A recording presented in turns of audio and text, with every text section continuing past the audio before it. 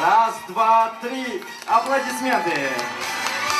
Бишкек шаарында эне үйү ресурстук борбору ачылды. Эми аталган борбор оор кырдаалда калган аялдарды колдоого алып, энелерге жана ымыркайларга жардам берет. Бул ресурстук борбор ушул ымыркай балдарга, эгерде анын энеси оор кырдаалга учурап, анан өзүнүн баласын бага албай учурда мындай балдар үйүнө калтырып кетейин деген бир ниети болуп атканда, ушул үй, ушул ресурстук борбор аны сактап калат да, аны ага камкордук көрсөтүп, кадимкидей 6 ай же болбосо 1 жылга чейин багат, бияктан медициналык кызмат бекер көрсөтүлөт. Эне үйү өлкөдө үй бүлөлүк кризистердин алдын алууга жана аялдар менен балдарга системалуу колдоо көрсөтүүгө багытталган. Аталган борбор аркылуу оор кырдаалда калган аялдар коопсуз жашоого, психологиялык жана юридикалык жардам алууга, документтерин калыбына келтирүүгө жана жумушка орношуу үчүн акысыз жардамдарды алышат. Ошондой эле жаңы ачылган ресурстук борбор 10дон ашык энелерге балдар менен колдоо көрсөтүүгө ылайыкталган.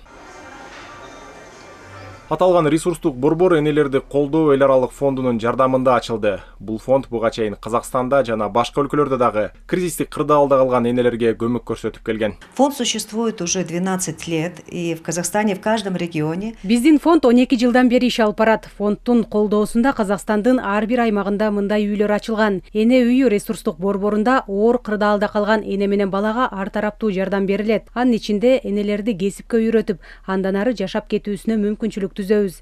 2023 жылдан баштап биз Украинага дагы эне үйүн ачтык. Ал эми Өзбекстанда 5 эне үйү бар. Бул жолу Кыргызстанда алгачкы ирет эне үйүн ачып жатабыз. Алдыда мындай үйлөрдүн дагы санын көбөйтүп, кризистик абалдагы эне менен балдарга колдоо көрсөтөбүз деген ойдобуз.